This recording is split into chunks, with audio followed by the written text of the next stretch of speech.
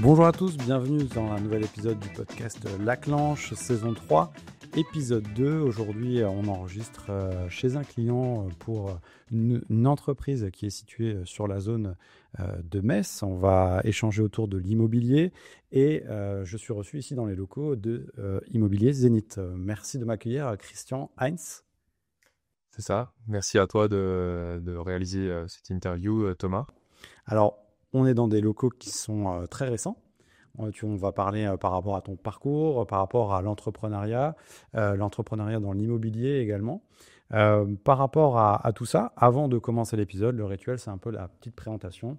Qui mieux que toi pour te présenter? En quelques mots, Christian, quel est ton parcours jusqu'à aujourd'hui? Alors mon parcours jusqu'à aujourd'hui, il est un petit peu atypique, puisque j'ai fait une partie de ma scolarité en Allemagne. Par la suite, j'ai commencé à faire un petit peu du scientifique, hein. J'ai fait un bac S, je suis parti sur une école d'ingénieur. Ça m'a pas vraiment plu, donc je suis repassé sur une école de commerce plus traditionnelle, donc j'ai fait du management. J'ai également fait un peu de marketing, et l'idée à la base étant de travailler dans l'automobile, puisque j'ai toujours adoré l'automobile. De base, c'était vraiment ça l'objectif. Par la suite, j'ai eu la chance du coup comment dire, mon grand-père m'a demandé de venir essayer ici, au sein de l'entreprise familiale, et donc je suis venu et ça m'a vraiment tout de suite plu. Donc voilà, ça fait 5 ans maintenant, c'était en 2019. Alors, quelle vision tu avais de l'immobilier justement avant de connaître tout ça? Puisque, ben, comme tu l'as dit, tu préférais peut-être t'orienter vers l'automobile. Est-ce que tu avais un peu des préjugés par rapport à l'immobilier, de ce qui se faisait? Parce que ben, quand on n'est pas acteur dans ce milieu-là, ben, on peut peut-être avoir une fausse idée de ce qui se fait vraiment. Non, mais en fait, si tu veux, j'ai grandi un petit peu dans ce milieu-là, puisque mon grand-père a fait énormément de choses, même avant l'immobilier. Donc, en fait, déjà, dès mon plus jeune âge, j'étais un petit peu baigné dans ça. En général, quand il achetait un bâtiment ou quand il en construisait un, on allait voir sur place. Donc, enfin, moi, j'étais toujours émerveillé parce que c'était grand, c'était beau. Donc, non, je n'avais pas vraiment de préjugés par rapport à ça. C'est simplement que j'avais jamais au final imaginé avant travailler vraiment dans l'immobilier. C'est venu vraiment assez naturellement une fois que je suis venu ici, donc en 2019. Donc c'était rendez-vous en terre connu, du coup, et pas inconnu. C'était plus ou moins connu, ouais, c'est ça. Même si au final mes études n'étaient pas du tout portées là-dessus, j'ai vraiment appris sur le tas, comme on dit, hein, grâce à mon grand-père, mon père et également ma collègue Solange qui travaille encore avec nous aujourd'hui. Alors en termes de mission, quelle est ta mission actuellement dans cette entreprise-là? Est-ce qu'elle a évolué aussi entre ton arrivée il y a 5 ans et aujourd'hui? Comment ça se passe au quotidien? Alors oui, effectivement, on a pas mal évolué. Quand je suis arrivé, c'était donc en septembre 2019. J'étais assistant de direction, donc au final, j'avais plus une vocation à faire beaucoup d'administratif et de comptabilité. C'était quelque chose d'essentiel à avoir, évidemment, quand on rentre dans une entreprise. Par la suite, petit à petit, j'ai commencé à prendre part aux négociations commerciales qui étaient gérées exclusivement par mon grand-père au départ. Et de fil en aiguille, voilà, j'ai commencé à prendre un petit peu le pas là-dessus. Et en 2024, du coup, j'ai été nommé co-gérant du groupe. Et voilà, donc depuis même un peu avant 2024, mais bon, là, je suis un peu sur tous les fronts. J'ai un peu lâché la comptabilité, puisque c'est quand même plutôt chronophage, et on a quelqu'un qui s'en occupe très très bien.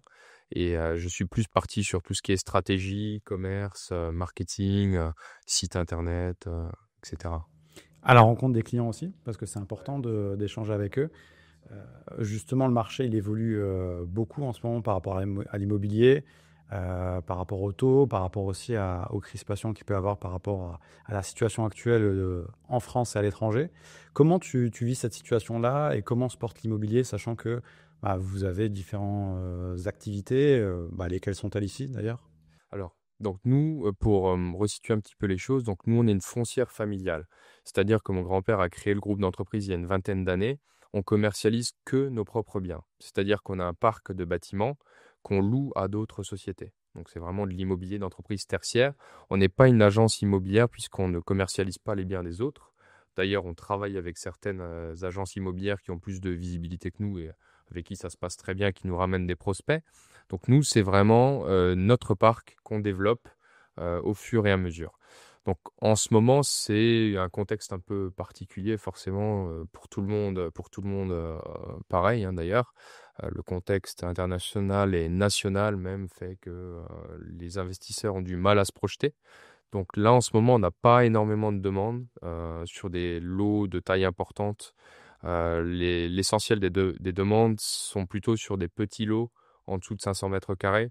Donc pour l'instant, c'est des biens qu'on n'a pas forcément, donc on essaie de se développer là-dessus. Donc on a plusieurs projets pour construire des choses qui feront entre 200 et 500 mètres carrés dans un premier temps, et par la suite même entre 8 et 200 mètres carrés. Et en termes de superficie, ça peut aller au-delà? Ah, bien sûr, le plus grand bâtiment qu'on ait aujourd'hui, il fait 8200 mètres carrés. Ah oui, carrément. Voilà, c'est l'ancienne concession Mercedes à la Max, qui est le bâtiment le plus gros qu'on ait actuellement. Les besoins, donc tu as dit, c'était plutôt par rapport à cette superficie-là de 200 à 500 mètres carrés. C'est ça, c'est les demandes qu'on a le plus actuellement. Après, ça varie, hein. Il y a un moment où, en 2022, quand il y a eu une très forte reprise, où il y avait de la demande sur tout type de biens, hein. Même au-delà de 3000 mètres carrés, on avait de la demande. On a rempli 20 000 mètres carrés en 2022. Ouais. Par rapport au secteur d'activité, justement, c'est quel secteur d'activité qui est intéressé, qui sont un peu récurrents sur, est-ce qu'il y a peut-être plus dans un domaine, par exemple dans l'industrie ou par exemple sur des TPE, des PME, qu'est-ce qui est le plus demandé actuellement? Alors, ce qu'on fait surtout, nous, c'est du local d'activité, du local de stockage. C'est vraiment, je dirais, 60% des actifs qu'on propose. Maintenant, on a également un peu de bureaux, un peu de locaux commerciaux et des terrains. Les bureaux, depuis le Covid, ça marche plus du tout. Donc heureusement, c'est pas ce qu'on a le plus, mais nous, on a beaucoup de bureaux qui sont vacants et qui sont très difficilement relouables, hein, puisque les gens, en fait, avec le télétravail, n'ont plus forcément besoin de se déplacer. Euh, des locaux commerciaux, je pense qu'il y en aura toujours besoin, même si avec l'e-commerce, ça a tendance à quand même diminuer, peu importe le secteur, même en automobile, hein, puisque certaines marques automobiles parlent d'arrêter les ventes en concession. Ils veulent vendre directement via leur site. Donc le commerce, c'est une chose, mais là où vraiment il y aura toujours, enfin, moi je pense, une activité, c'est en stockage. Il y aura toujours besoin de stocker des choses. Donc nous, on se concentre un petit peu là-dessus, stockage et activité. Est-ce qu'il y a beaucoup de concurrents par rapport à ça? Parce que justement, le stockage, tu viens d'en parler, c'est vraiment une vraie problématique aujourd'hui pour les entreprises par rapport au stock qui doit être écoulé et qui doit être également rechargé pour les prochaines ventes. Alors oui, il y a pas mal de concurrence, hein, qu'il s'agisse de foncières parisiennes ou des acteurs ici locaux. Il y a effectivement beaucoup de projets de stockage qui sont réalisés. Il y a des projets même de 150 ou 160 000 mètres carrés qui sont réalisés là actuellement au nord de Metz. Donc nous, on est plutôt sur des locaux qui font entre 1000 et 3000 mètres carrés pour les locaux de stockage. Donc c'est des projets un peu moins gros. Mais tu sens que c'est une vraie problématique aujourd'hui pour les Alors entreprises. oui, parce qu'il y a plus de foncier, hein. C'est-à-dire que les communes ne transforment plus de terres, des terres agricoles ou autres, en terres urbanisables. Donc en fait, il faut réutiliser les terrains qui sont en friche ou autres. Donc oui, il y a une vraie problématique pour trouver de la place. Par rapport aussi à la problématique de l'éco-responsabilité, parce que forcément aujourd'hui, on est de plus en plus sensible et c'est une bonne cause, hein, bien sûr, par rapport à la durabilité des matériaux, des constructions. Est-ce que c'est de plus en plus compliqué aussi à mettre en place? Est-ce qu'il y a parce qu'il y a des normes, parce que forcément les clients sont aussi exigeants. Comment ça se met en place actuellement? Alors, c'est effectivement, comme tu l'as dit, complexe et de plus en plus complexe. Même depuis mon arrivée en 2019, j'ai constaté qu'il y avait déjà des changements, hein. On parlait, enfin là, actuellement, quand on lance un projet, c'est vraiment, il y a toute une dimension environnementale qu'il faut prendre en compte. C'est très bien, évidemment. Mais c'est vrai que chaque projet qu'on fait, on a beau le calquer sur ce qu'on a fait sur l'ancien projet où c'était passé sans problème, et ben, on a toujours une ou deux remarques. Ah, bah tiens, il faut faire ci, il faut faire ça en plus. Donc, en fait, d'année en année, il y a des règles qui s'ajoutent et qui font que le projet devient plus complexe. Et c'est par rapport à des normes, par rapport aux collectivités, par rapport à l'État, c'est Les trois. les trois. Les trois, hein. Ouais, non, ça vient d'un peu partout. Bon, on a le décret tertiaire qui s'est ajouté aussi depuis quelques temps maintenant. On a tout ce qui est photovoltaïque, qui est au final une bonne chose, respecter les espaces verts. Donc tout ça, c'est des choses qu'on a évidemment en tête et qu'on fait. Mais c'est vrai que sur le moment, c'est assez complexe puisque on a l'impression que c'est pas vraiment maîtrisé même par les services qui nous l'imposent. Donc quand on pose des questions, on met du temps à avoir des réponses et ça fait perdre du temps au projet et ça nous a déjà fait perdre des clients également.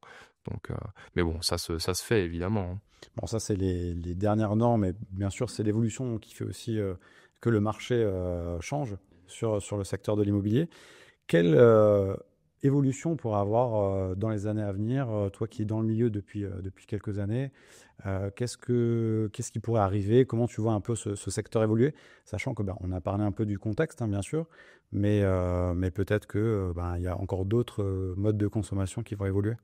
Alors, comme j'ai dit tout à l'heure, il y a certains actifs qui vont être vraiment plus difficiles à louer, hein. Je pense au bureau, je pense qu'à terme, il n'y en aura plus forcément besoin. On voit au Luxembourg, ils ont parfois 3 jours de télétravail par semaine. Je ne sais pas si ça va encore augmenter, mais en tout cas, voilà, les bureaux, pour nous, en tout cas, c'est pas vraiment l'avenir. Locaux de stockage, oui, ça c'est quelque chose d'important qu'on aura toujours, il y en aura toujours besoin. Euh, voilà. Est-ce que tu penses qu'il y a aussi des zones géographiques qui montent en puissance, qui n'était pas forcément le cas avant? Là, on est sur le secteur de Metz. Est-ce que tu as vu peut-être des évolutions, des secteurs qui vont peut-être avoir une certaine attractivité dans les années à venir, qui ont un Alors, potentiel? Metz, de manière générale, l'impression que j'en ai, c'est que ça se développe plutôt bien, hein, que ce soit pour tout ce qui est business ou même tourisme. J'ai l'impression, de ce que je vois, de ce que j'entends, que ça progresse, que ça plaît également. Donc je pense que Metz, de manière générale, va continuer à se développer, d'autant plus qu'on est quand même relativement proche du Luxembourg et de l'Allemagne, donc c'est une localisation intéressante. Par rapport à ça aussi, en termes de marché, il y a le locatif, il y a l'achat. Pour une entreprise aujourd'hui, est-ce qu'il y a des pièges peut-être à éviter? Parce que c'est une vraie question, une vraie problématique par rapport forcément à des coûts. Euh, Toi, tu conseillerais plutôt de d'abord louer puis acheter, d'acheter directement? Est-ce qu'il y a des conseils Ça, c'est une très bonne question. Ça dépend vraiment de la typologie d'entreprise. On a en face de nous des clients qui sont des très très gros groupes nationaux ou même multinationaux qui privilégient une stratégie locative pour avoir une meilleure, comment dire, d'avoir des actifs un peu plus liquides, de pouvoir se débarrasser de certains bâtiments plus rapidement. Et à contrario, on a d'autres personnes qu'on connaît qui, eux, privilégient l'achat pour être un peu plus tranquille. Donc, ça dépend vraiment des stratégies d'entreprise. En démarrant, je pense que le mieux est quand même de louer le temps de démarrer pour voilà, voir comment ça fonctionne. Ça nous évite d'avoir effectivement un crédit important à rembourser. Donc, puisqu'une durée d'engagement locative, en général, c'est 3 ans minimum, alors que après, bon, voilà, c'est tout de suite 15-20 ans, quoi. et bien sûr se faire accompagner par des Bien professionnels sûr, du ça c'est terrain. c'est super important. Il faut être très bien accompagné par un bon notaire, un bon avocat, bon, des bons agents immobiliers lorsqu'on cherche un bien. Il faut être conseillé, vraiment ne pas se tromper lorsqu'on choisit un emplacement. Par rapport au projet que vous accompagnez, est-ce que il y a un projet qui était peut-être un peu plus farfelu que d'habitude ou qui était plus difficile à réaliser et que vous êtes fier d'avoir réalisé? Est-ce que tu as une anecdote peut-être par rapport à ça? Alors, des projets qui sortent un peu de l'ordinaire. Alors oui, il y en a un qui est pas loin d'ici, donc rue Dreyfus-Dupont sur la zone des Deux Fontaines. On a installé donc la société Kart City. Donc Kart City, ils font du karting, mais c'est pas du karting comme on a l'habitude de voir. C'est une piste rétro-projetée au sol avec des kartings électriques. Et c'est un petit peu comme un Mario Kart. En fait, ils projettent la piste, on roule. Il y a des bonus qui apparaissent et on lâche des flaques d'huile pour ralentir ceux derrière. Donc c'était vraiment quelque chose d'un peu innovant, d'un peu particulier et eux, ils avaient besoin vraiment d'un bâtiment spécifique sans poteau pour évidemment qu'ils puissent rouler en toute tranquillité. Et ils ont vraiment eu beaucoup, beaucoup de mal à trouver ce bâtiment jusqu'à ce qu'ils trouvent le nôtre ici à côté. Ouais, donc vraiment une histoire particulière, Ouais, là, atypique par rapport c'est ça, à une c'est ça. histoire entrepreneuriale. Et je conseille d'ailleurs parce que j'ai testé Ouais, c'est bien. et c'est vraiment, vraiment sympa. Pour le Ouais, c'est coup, chouette. ça. Peu importe les enfants, les adultes. Il y a plusieurs jeux aussi Ah oui, également oui, il y a plusieurs jeux. Ouais. à tester. Donc, ouais, mais pour le coup, c'est vraiment un projet atypique C'était particulier. qui était avec des vraies contraintes et problématiques. C'est ça, c'était vraiment un projet de loisir. Loisir, c'est quelque chose qu'on fait un petit peu, mais pas énormément. Mais au final, le bâtiment s'y prêtait vraiment, vraiment bien, puisqu'avant, on avait également une activité de foot en salle à l'intérieur. Donc, c'était vraiment un bâtiment qui était déjà prévu pour. Entreprendre, c'est une chose, c'est un beau défi à relever. Entreprendre en famille, c'est encore un autre défi. Et concilier les deux encore plus. Est-ce que c'est encore plus difficile de prouver quand on travaille en famille, comment tu as vécu et comment tu vis au quotidien cette tâche qui n'est pas forcément le quotidien de tout le monde d'ailleurs? Alors, effectivement, c'est un petit peu particulier, hein, puisque bon, mon grand-père a fait énormément de choses avant. Donc, il y a quand même une petite, voire une grosse pression par rapport à ça. Mais les choses se sont faites plutôt naturellement au final. Donc ça s'est relativement bien passé. Et ce qui est intéressant aussi, quand on a plusieurs générations, donc moi je travaille avec mon père et mon grand-père. Donc mon père, il est plutôt lui sur le terrain, donc il s'occupe de l'ensemble de notre parc immobilier, puisqu'on a à peu près une trentaine de bâtiments aujourd'hui, ce qui représente 70 000 mètres carrés de bâtiments. Donc mon père est lui plutôt sur la partie comment dire, entretien des bâtiments, sécurisation des bâtiments, puisqu'on a besoin de les protéger également quand ils sont vides notamment. Alors que mon grand-père, lui, il est plus sur la partie business et uniquement sur le commerce. Lui, c'est le commerce et rien d'autre. Donc, en fait, on confronte un peu nos points de vue, chacun, pour que l'ensemble soit cohérent. Moi, en arrivant, ce que j'ai fait, j'ai apporté un petit peu un œil nouveau. Je me suis dit, bah, tiens, ce serait pas mal d'avoir un site internet, ce serait pas mal voilà, de rénover un petit peu les locaux. C'est des choses voilà, qui n'étaient pas forcément importantes ou nécessaires pour mon père ou mon grand-père, mais qui, au final, je pense, ont fait quelque chose de plutôt positif. Donc chacun sa patte, C'est chacun ça, son secteur ouais, pour avoir la meilleure ouais, c'est ça, alliance possible pour c'est mener ça. à bien le projet. C'est ça exactement, et chacun donne son point de vue, chacun aide les autres à progresser. En fait, on avance tous ensemble. Et tu me rassures, le week-end, les repas de famille, on parle pas que business. Pas que, mais beaucoup, hein. Justement, le fait d'équilibrer la vie perso et la vie pro par rapport à ça, c'est compliqué parce que c'est prenant d'être co-gérant forcément. Oui, il faut distinguer les 2. Maintenant, quand on est en famille, bon, c'est plutôt intéressant. On parle de choses, qui sont liées au travail, mais qui nous intéressent au final tous. Donc c'est pas du tout gênant de parler de tout ça, même le week-end. Voilà. Maintenant, effectivement, il faut faire attention de pouvoir séparer un peu le pro du perso, mais effectivement, quand on est gérant ou co-gérant, il faut être, dispo, quoi qu'il arrive, quoi. Je veux dire, on peut pas faire l'absent ou le Abstraction, ça voilà, c'est sûr. c'est pas possible. Le fait d'entreprendre jeune aussi, est-ce que tu as ressenti un poids par rapport à ça? Parce que, ben, par exemple, tu fais partie de réseau d'affaires également, tu es confronté à tout type de génération. Ça peut être aussi déstabilisant. Comment toi tu l'as vécu? Ouais, je pense qu'il faut faire un petit peu ses preuves en arrivant. Il faut montrer qu'on est fiable, qu'on est sérieux, qu'on a envie d'avancer. Et à partir du moment où les gens le remarquent, bon, pour moi, je pense que ça se passe relativement bien. J'ai pas eu de soucis particuliers par rapport à ça. Donc tu as pas fait une Kylian Mbappé, moi on me parle pas d'âge. Non, non, non, pas du tout, non. Justement, pour quelqu'un qui aimerait entreprendre en étant jeune dans ce secteur-là, quel conseil tu pourrais lui donner? Alors, être bien entouré, c'est super important. Je pense que alors il y a des gens qui sont très doués dans plein de choses, certainement beaucoup plus que moi. Moi, ce que j'aurais fait, c'est rentrer effectivement dans une structure existante pour pouvoir y passer quelques années, prendre un peu les infos, voir comment ça se passe, vraiment comprendre le marché.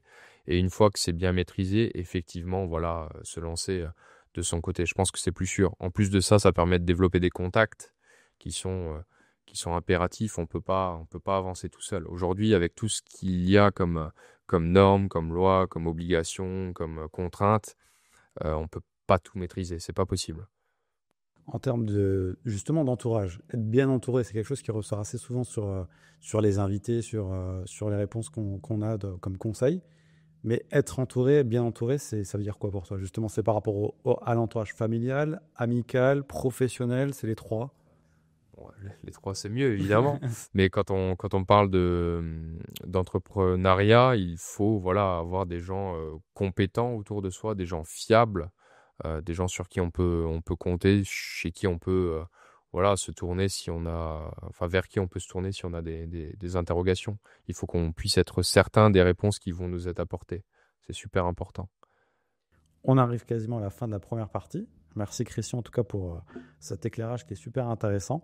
Avant d'entamer le quiz de rapidité, une dernière question qui concerne en fait la plus grande erreur que tu as vue par rapport à des investisseurs ou des entreprises dans ce secteur d'activité-là. Justement, peut-être des choses à éviter pour les gens qui nous écoutent ou qui nous regardent. Mettre tous ses œufs dans le même panier. Il faut vraiment faire attention. On l'a vu avec le Covid. Il y a des acteurs, même nationaux, qui avaient que des bureaux. Je prends l'exemple à nouveau des bureaux et qui, en fait, se sont rendus compte que, tiens, du jour au lendemain, on peut plus louer les bureaux, ça fonctionne plus. Donc, il faut vraiment faire attention à varier les actifs Diversifier. qu'on possède, voilà, diversifier, même diversifier ses activités. Donc, ça, c'est quelque chose qu'on est en train d'effectuer nous-mêmes, puisque donc l'immobilier d'entreprise qu'on fait, ça fait 25 ans maintenant, ça fait depuis 2000. Mais depuis 2018 déjà, on a entamé un petit virage de diversification puisqu'on a commencé l'événementiel également. On a acheté un domaine dans le sud-ouest qu'on loue pour des mariages, des séminaires, des anniversaires, ce genre de choses. Donc ça se développe tranquillement. Ça, c'était la première activité. Deuxième activité de diversification, on est en train d'ouvrir une station de lavage voiture dans un premier temps, donc qui s'appelle ZenWash. Donc là, c'est vraiment un business qui est différent puisqu'on l'exploitera nous-mêmes, mais au sein de locaux qu'on va construire nous. Donc ça touche un petit peu à l'immobilier quand même. Et troisième activité qu'on va également faire, c'est la location de très petits espaces, donc des box et des petites cellules, donc de 8 à 200 mètres carrés, justement pour éviter d'avoir que le même type d'actif qui déjà, s'il y a une crise, voilà, on est impacté sur tous les actifs de la même manière. Et en plus de ça, quand on a les mêmes actifs, on se cannibalise nous-mêmes. C'est-à-dire que si j'ai une demande et que j'ai 5 biens en face qui peuvent y répondre, ça sert à rien. Il vaut mieux que j'ai 5 biens différents pour pouvoir répondre à 5 demandes différentes. Donc bien faire attention à ne pas mettre les œufs dans le même panier. C'est ça. Exactement. Le quiz de rapidité, de spontanéité, on y arrive. Alors, ça va bien se passer. Il y a deux choix. Tu choisis la réponse qui te vient en premier à l'esprit. Et tu as le droit, ça c'est bien sûr le petit bonus, un joker. Pas de joker. Ok. On est parti. C'est parti. Acheter ou louer? Acheter. Grand Est ou Paris? Grand Est. Travailler en solo ou en équipe? En équipe. Faire confiance à son instinct ou analyser les chiffres? Elle est difficile celle-là. D'abord analyser les chiffres, au moins les bases, et après faire confiance à son instinct. Je suis. Réseau d'affaires en réel ou en virtuel? En réel, 100%. Et la musique qui t'inspire? Bonne question. Je dirais musique de film comme Hans Zimmer. J'aime beaucoup. Classique. Forcément très bon. On valide. Dernière question avant de terminer. Pour toi, le rituel, c'est forcément le nom du podcast. La clenche, ça signifie quoi? Bon, c'est un petit peu facile. Moi, je viens du Grand Est. Je viens de Forbach à la base. Bon, la clenche, c'est évidemment pour ouvrir les portes. Donc, moi, ça me fait plaisir de voir des mots, de revoir le mot clenche, puisque c'est vrai qu'on n'utilise pas au final. Justement, quand tu étais à Paris, est-ce que c'était ouais. Alors, j'ai pas trop d'accent. Au début, j'en avais plus. J'ai passé 1 an et quelques à Paris. Et oui, effectivement, on m'a repris plusieurs fois sur la clenche, entre midi, qui n'existe pas non plus. Exact. Les kiwis. Donc là-bas, ils disent kiwi, ou je sais plus comment ils disent. Enfin voilà, des choses un petit peu comme ça, où ils disent ah tiens, lui, il est pas de Paris, il est pas de chez nous. Mais bon, après, c'est marrant, c'est partie de notre identité, il faut en être fier. Exactement. Écoute, merci beaucoup Christian pour cet épisode. En tout cas, on en a appris beaucoup sur Immobilier Zénith et puis l'immobilier, parce que il n'y a pas que les particuliers, il y a les professionnels, il y a la location, il y a l'achat, il y a tout ce qui se passe en ce moment. L'actualité, on en a parlé en 2025 par rapport à la diversification. Est-ce qu'il y a d'autres projets aussi qui sont en cours dont tu peux nous parler? Alors d'autres projets, donc nous on est, comme dit, on développe notre patrimoine, donc on est toujours à l'écoute des opportunités pour acheter des biens qui sont intéressants. Un objectif à plus long terme, ce serait éventuellement de se développer également à l'étranger, donc au Luxembourg, pourquoi pas. Donc ça fait partie des projets à plus long terme. Parfait. Merci en tout cas pour ce Zoom. Pour suivre, ou si on a des demandes justement pour te contacter, comment on fait? Site internet, réseaux sociaux, comment ça se passe? Ouais, bien sûr, on a donc le site internet immobilierzenith.fr. On a également des réseaux sociaux donc avec Facebook, LinkedIn et Instagram. Ouais. Ok, donc si on a une demande, on vient voir. N'hésitez pas. Parfait. Et vous êtes situé ici, donc sur cette zone qui est la zone? Donc c'est la zone des Deux Fontaines. Ici, on est rue Théillard de Chardin, donc en face de Guermont-Weber. En général, quand on dit ça, les gens savent. Donc ça fait 20 ans qu'on est ici. Parfait. Merci beaucoup Christian en tout cas pour l'accueil, pour l'enregistrement et on vous donne rendez-vous pour un prochain épisode, bien sûr à découvrir en format audio. Vous pouvez écouter dans votre voiture, ici chez Immobilier Zénith en attendant votre rendez-vous, ou bien sûr en vidéo en format YouTube sur les différentes plateformes. Merci beaucoup. Merci Thomas. À bientôt.